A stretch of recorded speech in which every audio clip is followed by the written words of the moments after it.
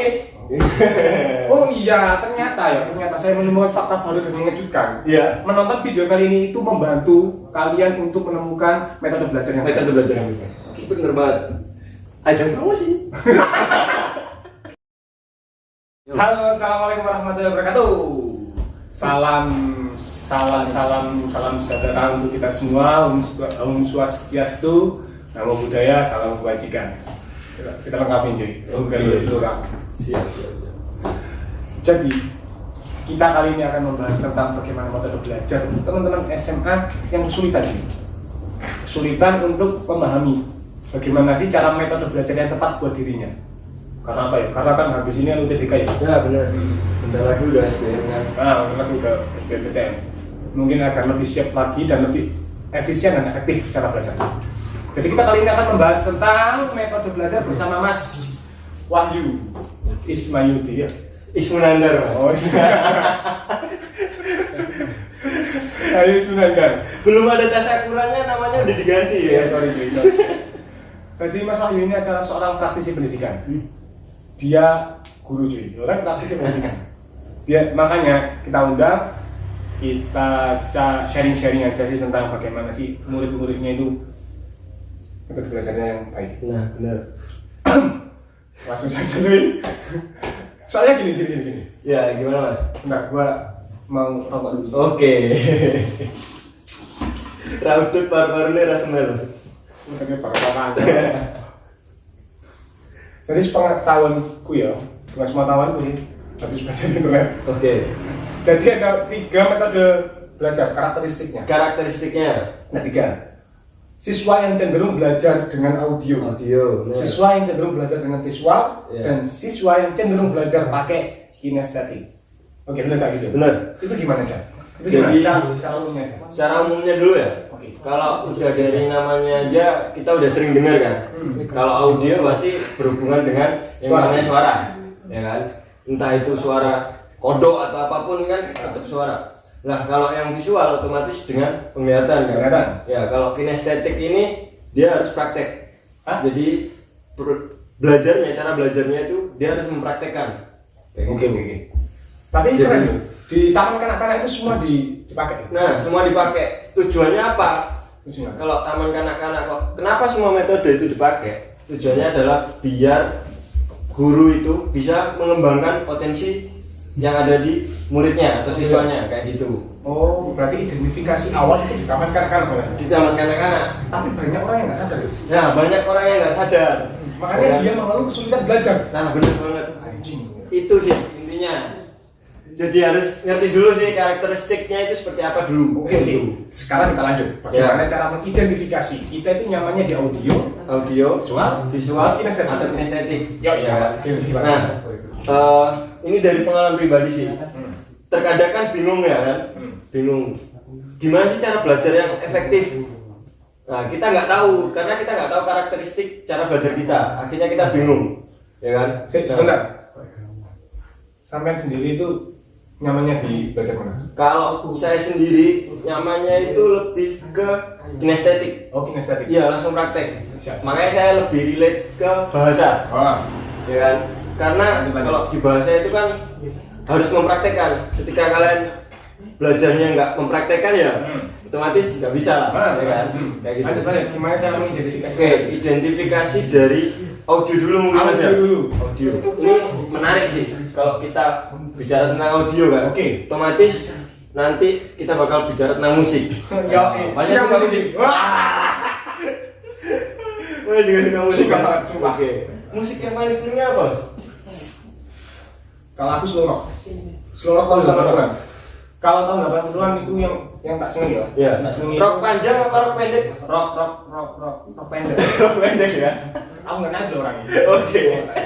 Kalau rock itu Gen R. Oke. Metallica. Nirvana. Kalau 2000-an itu aku suka Jason Mraz. Oh. Jadi kalau di audio, balik lagi kita ke audio itu tadi cara belajarnya atau karakteristiknya dia suka itu ketika belajar itu diiringi dengan musik. Nah, aku banget. Kamu banget kan? Aku banget. Nah, jadi biasanya tuh belajar sambil dengerin musik. Ya kan? Itu tipikal orang-orang audio.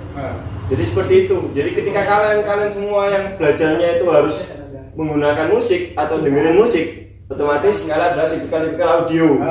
Entah itu musik-musik strippingan yang anak-anak sekarang jamet ya. Itu juga kalau kalian suka dengerin itu, ya udah berarti fix kalian adalah audio.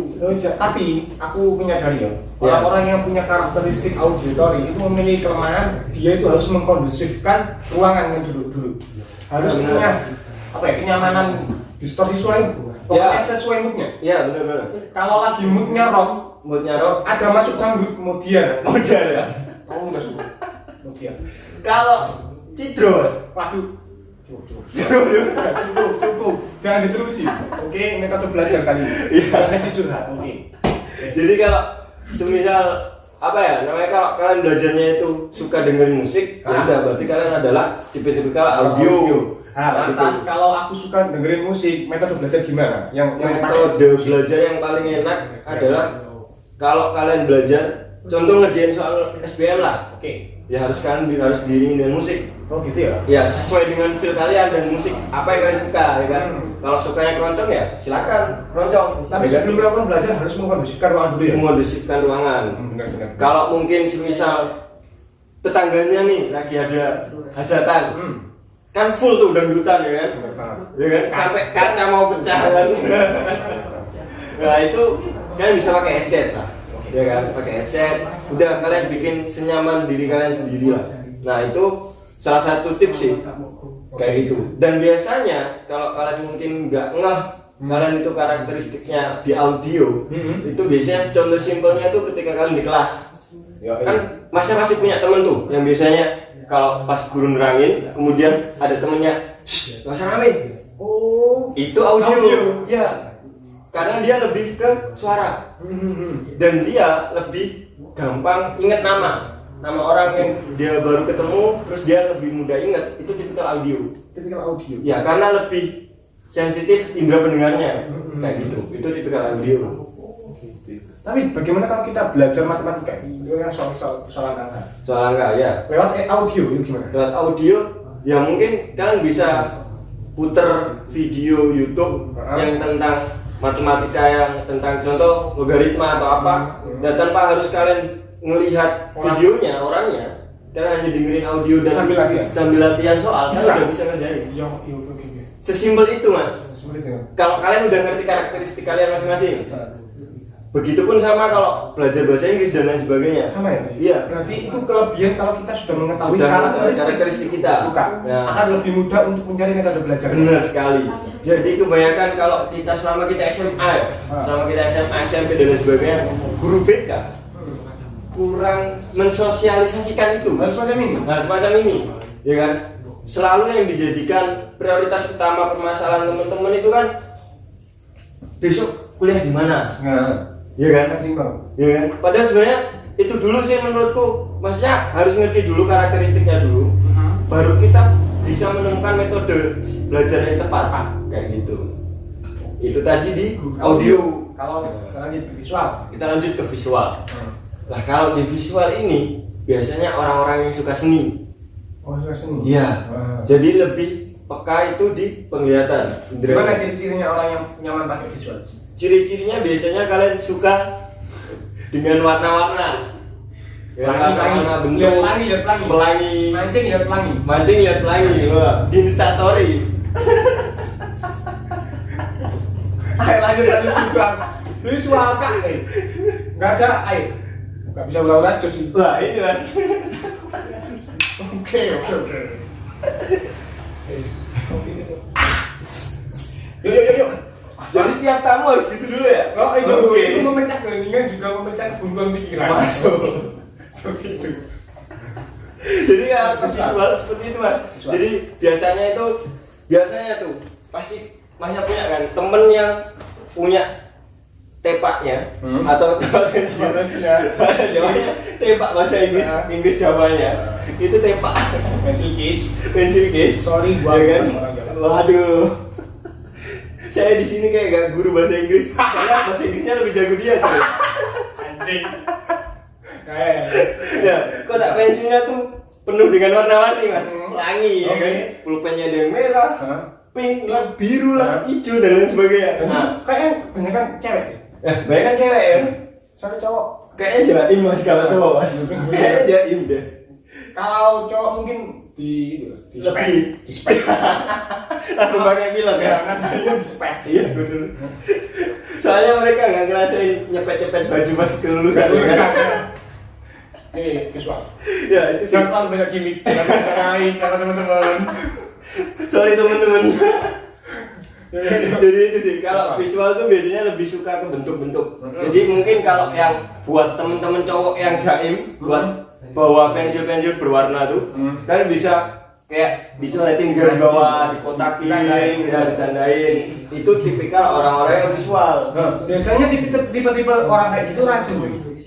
Bener Ajin? Iya. Karena dia harus baca buku dulu, ya kan? Tandain yang Baru yang ditandain. Nah, biasanya dia lebih suka pidato di depan.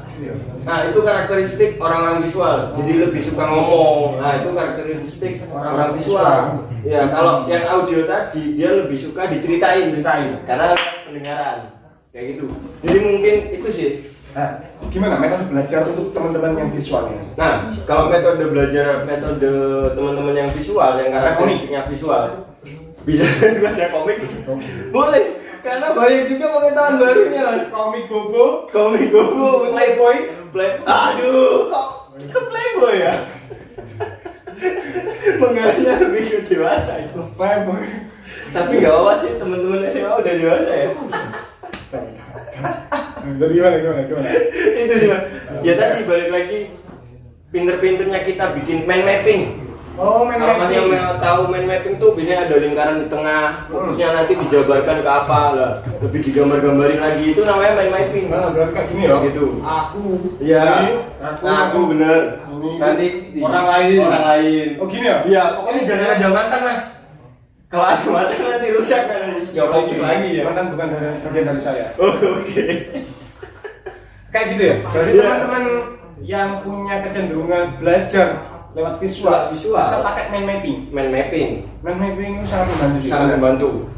Dan biasanya kalau orang-orang visual tuh lebih terorganisir, detail, catatannya tuh rapi, ya kan? Itu biasanya gitu, karena dia mementingkan bentuk. Kalau catatannya udah nggak rapi, udah males cuy. Estetik berarti. Estetik, ya kan? Kayak anak-anak Instagram sekarang. Oh iya, anak senja kan? Anak senja, kopi senja, sama udut. Jadi seperti itu, teman-teman yang visual itu. Ya, teman-teman yang visual. Tapi apa kelemahannya? Kalau di teman-teman yang audio tadi kan sebelum Kelemahannya- belajar harus kondusif dulu. Kondusif dulu, nggak Kalau bisa yang teman-teman bilang visual. Kalau teman-teman visual sih, Biasanya. dia kelemahannya adalah dia harus melihat siapa yang ngomong kan. Itu sih susahnya biasanya. Jadi dia harus lihat siapa yang ngomong, karena dia biasanya kalau dari cara berpakaian aja udah menentuin mas. Iya. Iya. Kalau dia itu sudah kayak, wih, gue bingung harus pakai baju apa, bener-bener diperhatiin, itu biasanya visual. Orang-orang visual. Orang-orang Berarti visual. orang-orang visual itu susah cara belajar podcast. Podcast susah, Yang sekarang, Iya. sekarang podcast yang 60 bisa. nggak bisa. Mereka susah. Mereka susah. Bagaimana alternatif mereka pada saat pandemi seperti ini? Pada saat pandemi seperti ini ya, YouTube. Kalian buka YouTube, ya kan? Cari video yang menarik, yang animasi kayak Oke. atau apa yang bisa mudah juga buat kalian untuk dengerin dan belajar. Oke, seperti Kayak itu cuy. Sekarang di YouTube banyak banget ya. Banyak banget. Cara belajar secara visual tadi. Ya, secara visual banyak banget. Banyak kok mind mapping yang bisa kalian cari di YouTube. Ah. Ya kan, mind mapping tentang apa? Contoh anatomi tubuh. Oke. Nah, itu bisa. Kayak gitu. Jadi kalau- Biasanya kan kalau berhubungan dengan anatomi tubuh kalian lebih semangat ya. Anak muda tipikal kan. Bener cuy, anak kamu itu sangat menggairahkan cuy. Ada fetish tersendiri. Oh iya, tadi itu kita menyinggung visual. Ya. Menurutku, hal yang paling penting pada saat teman-teman belajar secara visual adalah mind mapping tadi. Mind mapping tadi. Soalnya ketika aku baca buku ya, Ya. aku baca buku itu harus ada mind mappingnya. Buat bisa meringkas isi buku tadi. Bener. Dan mind mapping itu sangat membantu diri kalian untuk mengetahui isi buku secara ringkas cuy. Nah, itu biasanya kalau gini juga sih. Kadang kan orang-orang visual tuh paling nggak suka kalau ada buku yang tebelnya segini, ya kan? Tapi nggak ada gambarnya sama sekali. Itu udah males. Asli. Itu anak-anak visual udah males banget tuh. Oke. Nah, jadi mereka banyak kan sekarang buku-buku yang warna-warni itu kan, yang ada gambarnya, yang bisa buat story-story itu ya, anak-anak sekarang. Nah, itu lebih cocok sih guys. Oke, berarti anak-anak visual itu terindikasi Instagramable. Instagramable beneran. Mungkin besok siapa tahu setelah nonton video ini ada teman-teman yang pengen bikin buku SBM-nya nggak membosankan. Oke, orang-orang visual ya kan. Bisa dibuatkan mind mapping, ya kan? Sebelum masuk ke materinya. Kayaknya nanti kita cerita tentang hari ini itu orang-orang visual. Orang-orang visual. Karena bukunya keren, ada gambar-gambarnya ya kan. Itu apa ya? Sangat penggabungan cara bercerita dan gambarnya sangat luar biasa. Sangat bagus kan. Kreator banget. Lantas yang ketiga, kinestetik. Nah, kinestetik nih yang unik banget, dari bahasanya udah keren. Jarang orang yang denger ya. Kinestetik apaan? Gue taunya kinemaster. Kan buat edit video. Buat edit video. Kan pasti tahu lah itu ya kan. Ini tadi ya kinameng juga. Kinameng ya. Aceh. Aceh kinameng itu oke kan. Kalau kinestetik ini apa? Nah, kinestetik itu karakteristik utamanya biasanya adalah anak-anak yang bandel. Bukan bandel sih, lebih ke nggak suka di kelas. Biasanya yang bosen di kelas itu loh, yang biasanya izin ke bapak ibu guru, bu saya mau kencing. Oke, setengah jam juga kencingnya. Padahal dia dulu nggak kencing, tapi observasinya di kantin ya. Observasi jajanan kantin yang bergizi. Ya. Gitu ya. Jadi lebih ke praktek. Jadi kalau kalian punya dipraktekkan langsung dipraktekkan. Contoh, kalau misal ada pelajaran ekonomi ya. Ekonomi. Udah bosen ya sama guru ini nih. Dia keluar. Buat akun second hand. Gitu ya. Langsung buat akun. Atau enggak langsung riset, Pak. Dengan langsung riset, Mas. Wah, kalau semisal ini makanan ini dikemas seperti ini, ya kan? Kira-kira budaya konsumtifnya seperti apa? Oh, itu teman-teman kinestetik. Berarti kinestetik itu cenderung ke teman-teman SMK ya? SMK atau lebih ke suka yang langsung action. Nah, paling susah dia itu kalau dikasih tahu secara verbal. Paling susah. Berarti nggak bisa dimotivasi, diceramain nggak bisa? Nggak bisa. Langsung aja. Enggak. Aku bisa menarik kesimpulan sih. Ada suatu fakta baru. Ya, apa itu Mas? Berarti teman-teman kinestetik itu apa ya? Enaknya dimasukin ke diploma. Diploma. Karena dia lebih suka yang langsung praktek. Terfasilitasi mereka. Terfasilitasi juga.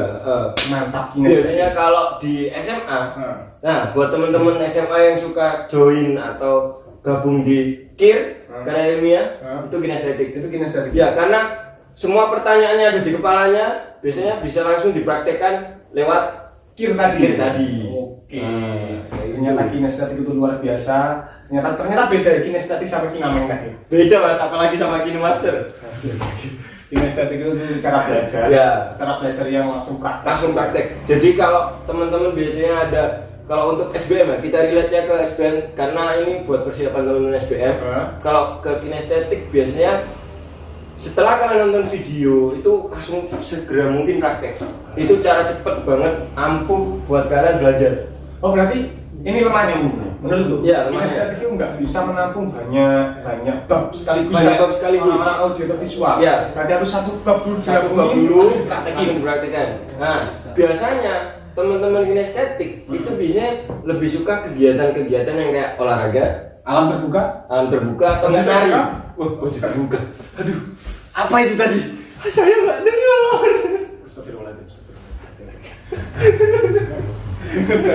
Ya, jadi biasanya menari. Ya, buat teman-teman yang suka TikTokan, itu bisa jadi kinestetik. Tapi ada kemungkinan nggak ya teman-teman itu orang yang kinestetik juga audio? Ya, ada kemungkinan apa nggak? Ada kemungkinan juga.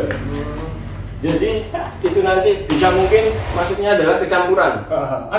Ada juga. Tapi lebih enak Mas menurutku. Kalau dia lebih ke campuran kinestetik bisa, audio bisa, otomatis lebih mudah kan? Lebih mudah. Cara belajarnya kan untuk menyerap materi atau apapun yang dia pelajari gitu.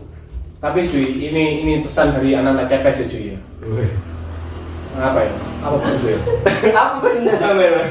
Jadi gini pesan gitu. Pesen terakhir atau Ini enggak, ini pesan buat teman. oh pesan buat teman-teman SMA. oh iya iya, Yang iya. tentunya harus membantu juga. Oke. Jadi buat teman-teman SMA ini serius. Harus ditekankan kayak gitu ya.